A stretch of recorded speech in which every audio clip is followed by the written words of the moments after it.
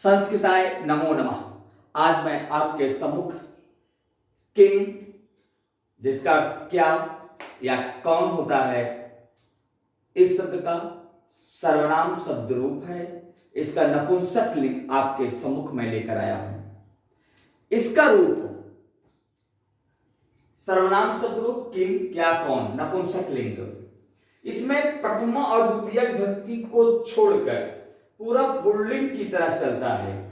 Pulling शब्द रूप जिन्होंने नहीं देखा है वो मेरा इसके पहले जो वीडियो अपलोड हुआ है उस अपलोड वीडियो को आप देखें तो इस रूप को समझने में आसानी होगी, सहजता होगी। आपको शीघ्रातिशीघ्र यह शब्द रूप स्वतः याद हो जाएगा। इसलिए पुल्लिंग का आप पहले देखें, ठीक है बच्चे।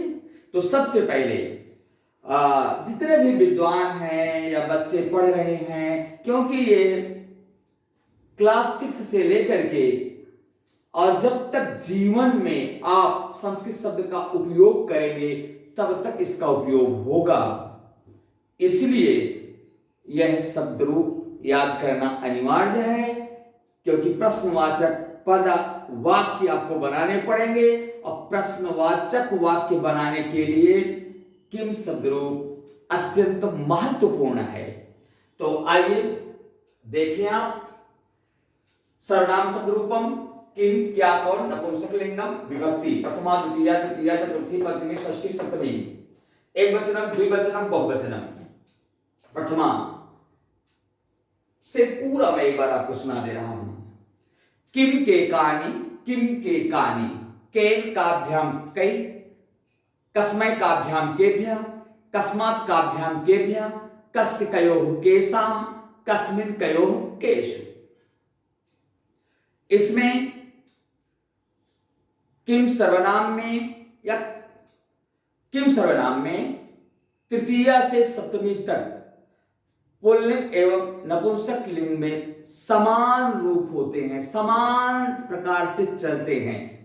इसलिए अगर आपने पुल्लिंग याद कर लिया है तो नपुंसक लिंग को बस केवल दो विभक्ति प्रथमा और द्वितीय याद करना होगा। किम के कानि, किम के कानि, बस इसके अलावा उसी तरह चला देना है। लेकिन मैं आपको उच्चारित करके बता रहा हूं कैसे आप पढ़ेंगे।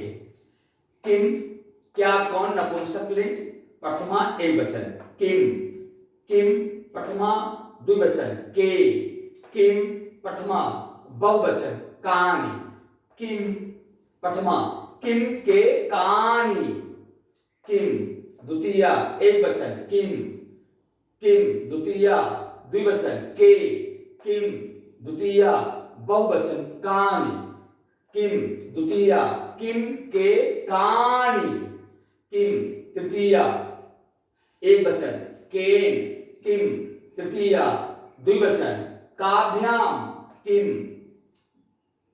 तृतीया बहुवचन कई, किम तृतीया केन काभ्याम कई,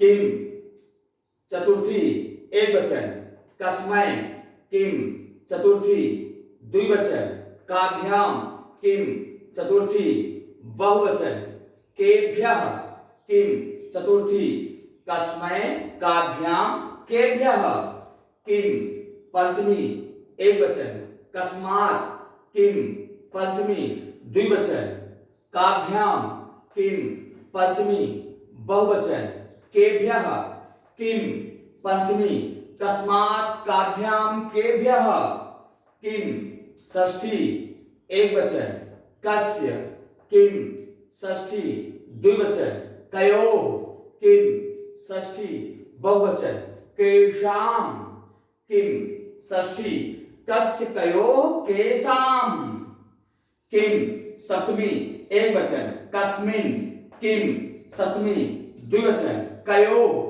किम सप्तमी बहुवचन केषु।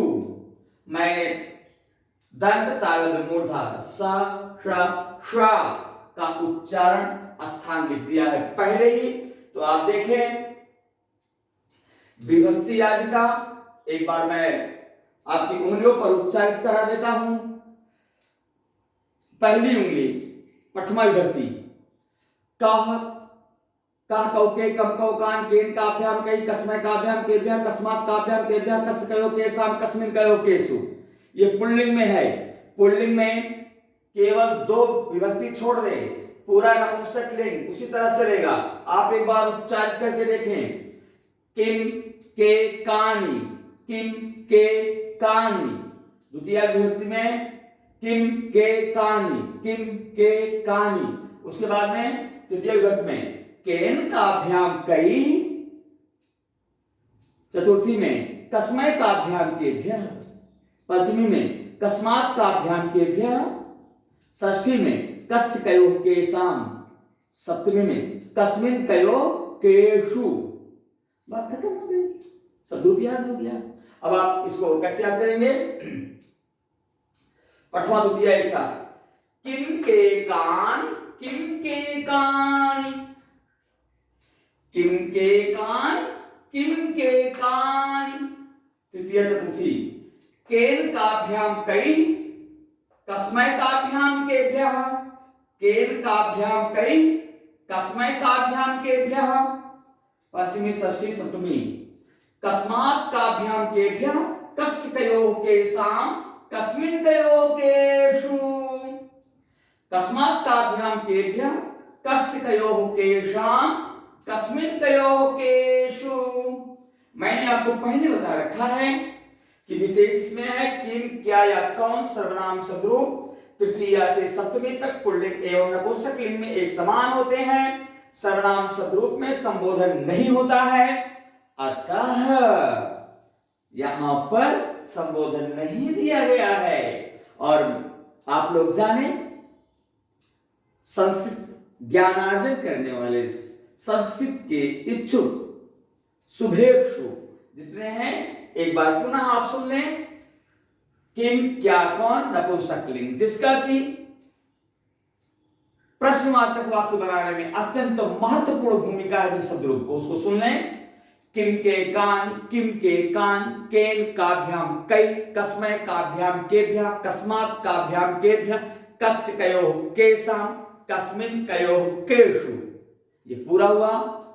आप लोगों को पुनः मैं बता दूं कि इस ग्रुप को और अच्छी तरह तैयार करने के लिए आप मेरा इसके पहले का वीडियो पुल्लिंग को अवश्य देखें, और आने वाली वीडियो के लिए जो मेरी और वीडियो बनेगी उसको देखने के लिए मुझे लाइक करें जिससे मेरा उत्साहवर्धन हो, सब्सक्राइब करें जिससे आपको नई वीडियो मिलती रहे, और शेयर करें जिससे अधिक से अधिक लोगों तक यह वीडियो पहुंचे और संस्कृत का प्रचार प्रसार हो। पर मेरे विचार से प्रचार हो चुका है, प्रचार जितना होना था हम लोगों ने कर दिया है। अब ऑनलाइन में प्रसार होना बहुत जरूरी है। प्रचार और प्रसार में अंतर होता है। प्रचार वह है कि लोगों को ज्ञान हो जाए कि यह विषय है, वो प्रचार हो गया। लेकिन प्रसार वो है जो आत्मसात हो जाए और आपके साथ धारा में बहने लगे, उसे कहते हैं प्रसार। तो आज यहीं तक। नमो नमः।